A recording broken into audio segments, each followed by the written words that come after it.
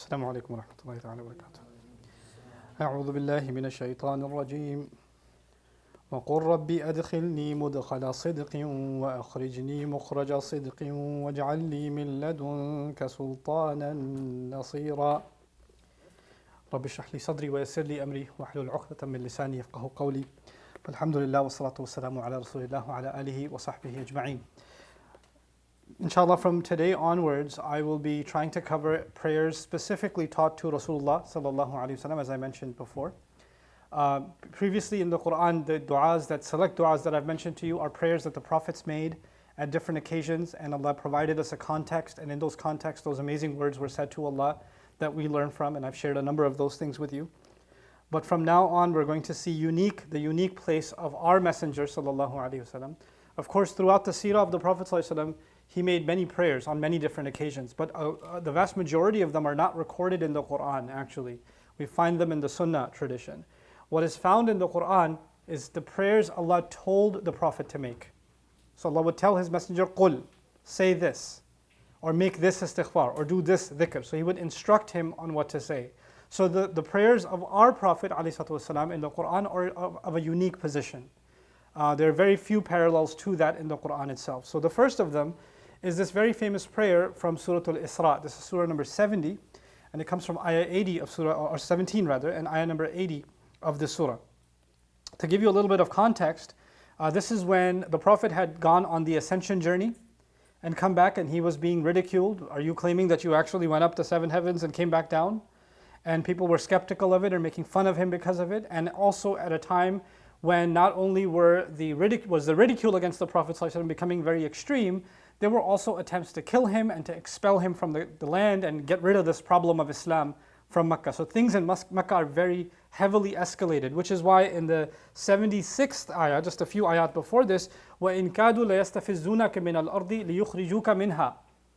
It's almost as though they want to shoo you away, intimidate you, and get you out of the land, so they can expel you and keep you out of Mecca. لِيُخْرِجُوكَ مِنْهَا. وَإِذَنْ, and if they did do that, لَا يَلْبَثُونَ خِلَافَكَ إِلَّا قَلِيلًا. They're not going to stay safe for much longer themselves. If they expel the messenger, then they're going to pay the price not much later. This is Allah's threat to them if they expel Rasulullah sallallahu alaihi wasallam. But in any case, we all know that things got so bad for our messenger sallallahu alaihi wasallam that there was an attempt to kill him. And it's right in time for that attempt to be spoiled that Allah made a way for the Prophet ﷺ to leave Mecca and make his way to Medina. We also know that this isn't the first time he left. As a matter of fact, the first time he tried to find safe haven elsewhere was Taif. And that expedition didn't go well. And so Medina is actually the second attempt to leave Mecca and find another base from which safely Islam can spread and the message can continue. In that context, Allah Azza wa Jalla told His Messenger ﷺ a couple of things. First, He told them to continue to remain committed to prayer. أقم الصلاة لدلوك الشمس إلى غسق الليل وقرآن الفجر إن قرآن الفجر كان مشهودا. So He tells His Messenger to commit to the prayer, especially the Quran recited at Fajr time, that it's going to stand as a witness. This is important because the coming of Islam is itself a Fajr. It's itself a coming of a morning from an era of darkness. So Allah compares the coming of the Quran to Fajr itself. And just like the Quran came in Mecca and it was a new morning, it's as though the Prophet ﷺ is being told he's going to go to Medina and a new Fajr is about to start. A new morning is about to rise. And you'll also notice there's a very distinct difference between the Quran revealed to the Prophet ﷺ in Mecca and the Quran revealed to him in Medina. In any case, then he says, وَمِنَ اللَّيْلِ فَتَهَجَّدْ بِهِ نَافِلَةً لَكَ. And in the night time make tahajjud prayer, make qiyamul layl. It's interesting, one of the first revelations given to the Prophet ﷺ was tahajjud. In Surah Al-Muzammil, he was told that you stand in the middle of the night, قُمِ اللَّيْلَ إِلَّا قَلِيلًا نِصْفَهُ وَانْقُصْ مِنْهُ قَلِيلًا أَوْ زِدْ عَلَيْهِ وَرَتِّلِ الْقُرْآنَ تَرْتِيلًا. That's in Surah Al-Muzammil, early revelation, one of the first. And now at the end of the Meccan era, as he's about to start a mission all over again, because the mission in Medina is very different from the mission in Mecca. The task is very different. So it's as though to prepare for that mission again, go back to Qiyamul Layl, go back to Tahajjud. So he's being prepared. Then the dua, and this is the dua for this evening. He says, Allah tells him to say, وَقُلْ رَبِّ أَدْخِلْنِي مُدْخَلَ صِدْقٍ وَأَخْرِجْنِي مُخْرَجَ صِدْقٍ وَاجْعَلْ لِي مِن لَدُنْكَ سُلْطَانًا نَصِيرًا. Call on Allah, my master, enter me, make me enter rather. Adkhilni, make me enter. Mudkhala sidqin, a place that I should enter filled with truth. An entrance of truth. That's a strange phrase, but that's how I'll start off translating it. Allow me to enter an entrance of truth. And expel me, take me out. Wa akhrijni mukhraja sidqin, extract me, expel me, an exit of truth. Now what in the world do those two things mean? It actually, interesting, what's around the corner? He's about to be expelled from Makkah. He's about to be expelled from Makkah.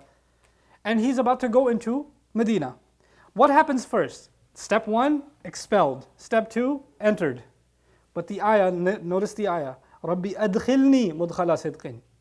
Wa akhrijni mukhraja sidqin. Enter me into a place of truth. Get me out in truth. In other words, Allah mentions entrance before He mentions exit. What Allah is telling us, strangely enough, because that's not how it works. First you exit, then you find a new entrance. You understand? That's the circumstance. But Allah Azza wa Jalla is teaching us something. Every time you look at something bad, like you're being expelled, don't think of it as that you've been expelled or kicked out or taken away. You've been entered into a new dimension. You've been entered into a new blessing. Think of the entrance more than you think of the exit. Think of Musa alayhi salam exiting Egypt, but actually entering into a blessing, entering into a safe haven. So it's actually the positive that you should focus on, not the negative. Instead of lamenting over, these are my own people who have expelled me and taken me out, be focused on the fact that Allah has given you a new home in Medina. So it's the positive attitude that's highlighted here. But let's understand this phrase, entering, or this entry of truth and this exit of truth. أخرجني أدخلني مدخل صدق وأخرجني مخرج صدق. What does that mean? It actually, in a simple way I can explain to you, is, Ya Allah, if you're ever going to put me in a situation, I want to make sure that I go into that situation committed to the truth. It's because I was truthful, honest, and sincere, that's the reason I actually entered into this situation. And surround me, give me an environment in which it allows me to remain committed to the truth no matter what. And if things get really bad for me, and people don't want to have anything to do with me, and they want to kick me out or expel me from something, Ya Allah, whether I enter or I exit, one thing for sure, Ya Allah, never let me leave my commitment to the truth. So if I'm going to leave Makkah, it's because I held on to the truth. If I'm going to be given entrance into Medina, it's because I'm holding on to the truth. And if one day even Medina doesn't work out, let it be, that's fine, so long as I'm still committed to the truth. My commitment to the truth is everything. And by this dua so far, this portion of the dua, what we're learning is we are going to fall into situations and we're going to come out of situations in life. There's going to be financial situations, family situations, friendship situations, social situations. You'll be entered into a group, you'll be taken out of a group. You'll be given a job, you'll be kicked out of a job. You'll be in a marriage, you'll come out of a marriage. A kid, you're being welcomed into the family, you're being pushed out of the family. All kinds of things happen in life. And in any of them, you and I, what we're begging Allah for is no matter what of that happens, Ya Allah, I'm begging you one thing. Don't let my commitment to the truth waver. So long as I was true, then it doesn't matter if I was let in or kicked out. Rabbi adkhilni mudkhala sidqin wa akhrijni mukhraja sidqin. So long as that's there, I'm fine. What were the ayat before? Remain committed to the Quran. Pray, recite Quran in the middle of the night. The Quran of Fajr. Why Quran, Quran, Quran? Because Quran is what at the end of the day? It's the truth. If I'm reciting this truth, then it should have an effect on me that the most important thing to me is my commitment to the truth. Adkhilni mudkhala sidq wa akhrijni mukhraja sidq. But that's not easy to do, is it? Sometimes holding on to the truth can get you in a lot of trouble. And people around you say, hey, don't say the truth, come on. Just don't talk to uncle right now, he's going to get really upset. So just keep it to yourself. No, I got to tell him the truth. No, don't tell him the truth, he can't handle it. Just keep it to yourself. If you know what's good for you, you won't say anything. How many circumstances are there in life where we don't speak the truth because if we do, we're going to get in trouble. It's going to be bad for us. And so what does Allah say? He says, Allah tells him to beg him, وَاجْعَلْ لِي مِن لَدُنْكَ سُلْطَانًا نَصِيرًا. Furnish for me, provide for me something that comes especially from you that I don't have. What don't I have? An authority, a power, a strength. Sultan, a sultan, not just a power and a strength, a sultan that aids me, that gives me help against opposing forces so that I can remain committed to the truth. In other words, holding on to the truth can be very, very difficult. And sometimes the only way you can do it is if Allah divinely intervenes and empowers you with strength you did not possess, I did not possess. It had to come from some special treasure vaults of Allah's. Otherwise you would never have had access to it. And that's captured in the words ladunka. Min ladunka sultanan nasira. I ask for you, furnish for me, especially from your behalf, something that comes only and only from you and can't come from anywhere else, a strength, a power and authority that aids me against this challenge. وَاجْعَلْ لِي مِن لَدُنْكَ سُلْطَانًا نَصِيرًا. And if you could do that, he's asking Allah Azza wa Jal for that, and what happens? Allah Azza wa Jal gives him sultan, Allah Azza wa Jal gives him Medina, Allah Azza wa Jal gives him victory through even the aid of angels in Badr, and then again in Uhud, and then again in Ahzab. فَأَرْسَلَ عَلَيْهِمْ رِيحًا وَجُنُودًا لَمْ تَرَوْهَا. Unseen armies descended to aid the Prophet ﷺ because of this prayer. This is his Sultan al-Nasira. So this is actually the lesson we're learning. There are challenges in life we don't have the strength to face. That strength can only come from Allah, and Allah opened that door for all of us that can descend on us. A strength can descend on us, a commitment to the right decision making, a commitment to the truth that we could not have had otherwise can only come from Allah Azza wa Jal. And notice the next ayah, which even though it's not part of this dua, but I want you to see how a lesson is taught in Quran. وَقُلْ جَاءَ الْحَقِّ وَزَهَقَ الْبَاطِلِ إِنَّ الْبَاطِلَ كَانَ زَهُوقًا. Tell them the truth has arrived. Say, declare the truth has arrived and falsehood has dissipated. It has withered away. Because falsehood was always meant to disappear.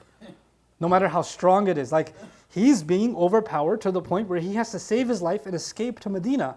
And he's being told, batil is powerless. Why is it powerless? Because I'm still committed to the truth. That's what makes falsehood powerless. May Allah Azza wa Jal make us people that commit ourselves to the truth. And may Allah Azza wa Jal empower us with the aid that we don't possess, that can only come from Allah, to remain committed. So no matter what circumstance we enter into in life and whatever situation we're being taken out of in life, one thing doesn't change: our commitment to the truth. Barakallahu li wa lakum. Allahumma ja'alna min as-sadiqeen. Wassalamu alaikum wa rahmatullahi ta'ala wa barakatuh.